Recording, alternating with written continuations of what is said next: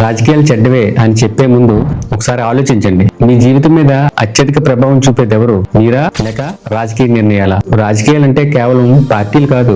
రాజకీయాలంటే మీ నిత్యావసర సరుకుల ధరలు, మీ ఉద్యోగ అవకాశాలు, మీ రోడ్లు, మీ భవిష్యత్. ఒక మంచి పాలసీ వల్ల లక్షల మందికి ఉపాధి వస్తుంది. ఒక తప్పు నిర్ణయం వల్ల వేల కుటుంబాలు నష్టపోతాయి. ఇప్పటి యువత సోషల్ మీడియాలో రీల్స్ చూస్తుంది, కానీ ఓటు వేయడానికి, సమాచారం తెలుసుకోవడానికి ఎంత సమయం కేటాయిస్తుంది? ఎలక్షన్ కమిషన్ ఆఫ్ ఇండియా ప్రకారం ప్రతి ఓటు విలువైనది. ఒక ఓటు ప్రభుత్వాన్ని మార్చగలదు. మీ ఓటు ఒక సెల్ఫీ కాదు, అది మీ భవిష్యత్తుపై సంతకం. అవగాహన మరియు బాధ్యత.